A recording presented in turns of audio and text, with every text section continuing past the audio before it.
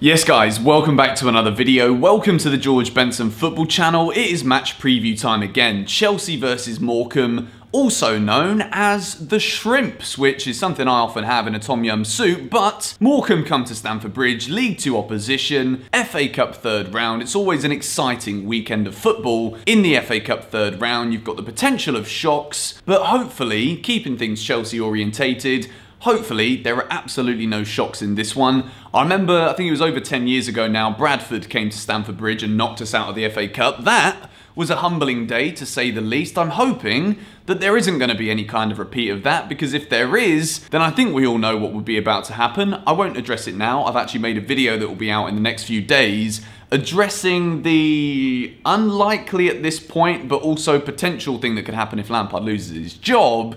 But we don't want to address anything really other than Chelsea need to be winning this game of football. I know I've said that every single time I make a match preview because I'm a Chelsea fan who is used to seeing us win trophies, and in order to win trophies, you've got to win football matches. So I often go into each game with an optimism that we can and will come out on top. But this one against Morecombe, I think even the cynics and the skeptical ones amongst you, I'm trying to get my words out properly today, and I think I'm just making things up on the spot. Even the skeptics amongst you, the cynics, is that even a thing? I don't even know. The skeptics amongst you would say that I've been delusional recently, going into matches thinking Chelsea can win.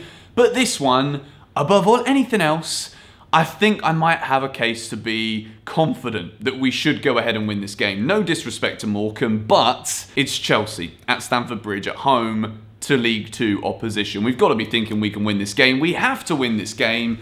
And not only is it an opportunity for Frank Lampard to give some chances maybe to some younger players. You've got the likes of Livramento, Soonsup Bell, who could make his debut this weekend, the youngster. Lewis Bate is in the squad as well. Tino Angerin, to name a few. Chelsea have an opportunity here to put some younger players in again, get the fans back on side with introducing some debuts perhaps for some players, and this is the opportunity to do so. However, considering our current form, I've picked a starting 11 today that I feel as though need game time and confidence and maybe a goal or two to get themselves back to the level that we need them to be. And I've also picked a team that can get done a professional job whilst also seeing some youngsters introduced. There's a good thing with the FA Cup this season, 9 substitutes. You're allowed to make 5 substitutes in the 90 minutes, so it gives us an opportunity maybe, if we do kill the game off, to then rest some players with the game coming up against Fulham, maybe give out a few debuts as well to see the game out, but I'm hoping that we get the job done within the first half. That's what we've got to be going for. So, we start off with the goalkeeper today, and it is Kepa Arrizabalaga. There's a lot of talk at the moment about Kepa's future. Chelsea are finding it difficult to offload him. There might be the potential of Willy Caballero being sold during this January transfer window. So at this point, I think Chelsea would be reluctant to let Kepa Arrizabalaga go on loan. So for this game against Morecombe, it's a perfect game to start Kepa in goal. I think Mendy will be rested. He's not really been on his best form recently. So give Kepa the opportunity. Hopefully he doesn't have too much to do, but if he does, then we've got to back him to do the job. We then move into a back four. Of course, we've got no Reece James for this game, and I think Frank Lampard will go with Azpilicueta, but Valentino Livramento is the man that I've decided to start at right back. I said that I've picked a side that I feel can do a professional job, but also introduce some of the youngsters as well. Livramento's been kind of in the conversation for getting some minutes in a couple of games a few weeks ago, but we didn't see him come on, particularly the Champions League games where we'd already got the job done. But I think this is a really great game to give him the debut today. I've picked a back line I think has enough quality in order to support him if he is struggling with things. I've gone with Rudiger and Tomori. I mean, I doubt we're ever going to see Tomori play for Chelsea again, the way things have been going for him since he hasn't played since September. But even if he is going to leave this January, which I think he probably will on loan, I think Tomori starts this game. I think he's playing alongside Rudiger. Rudiger's been all right this season when he's came in. He's been pretty good. So those two there, and then Emerson starts at left back. I think it's a good opportunity to give Ben Chilwell a little rest. He's looked tired since he came back from injury in that game against Arsenal. So Emerson starts for me at left back. I think that is a defence good enough to do the job. As I said with Livramento, I fully expect Lampard to play from the start with Azpilicueta, maybe Livramento off the bench.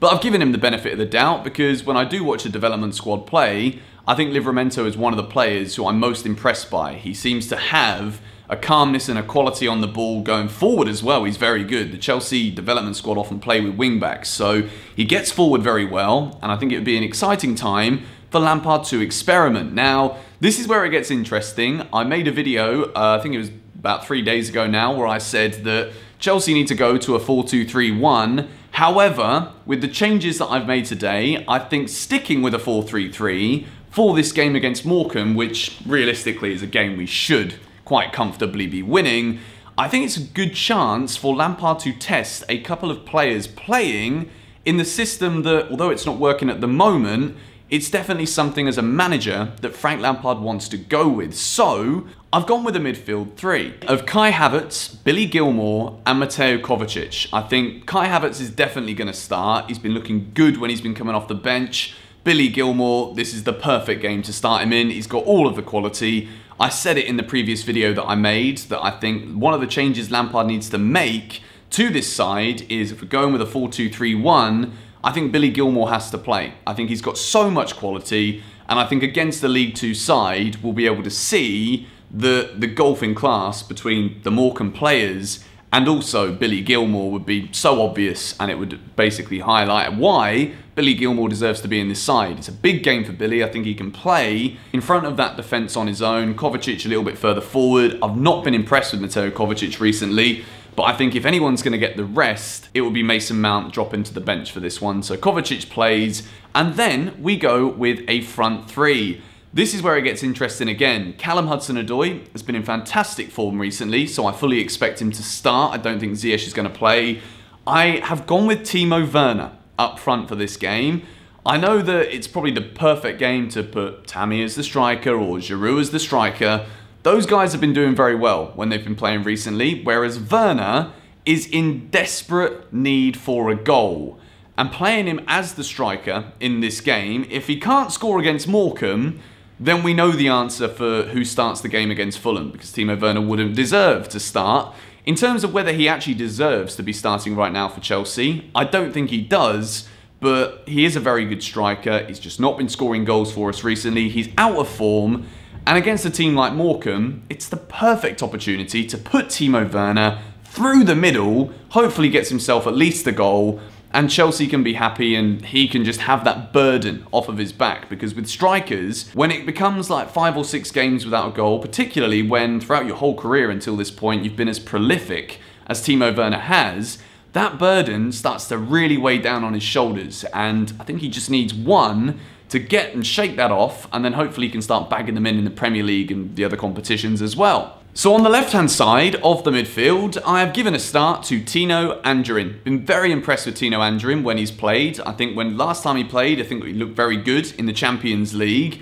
And I think playing on the left-hand side of a front three could be very good for him. It's why I've gone with Mateo Kovacic behind him, gives him a bit more support, a very strong, fluid player that can actually get stuff done, or maybe it'd be Havertz on the left and Kovacic on the right-hand side of that midfield three in front of Billy Gilmour.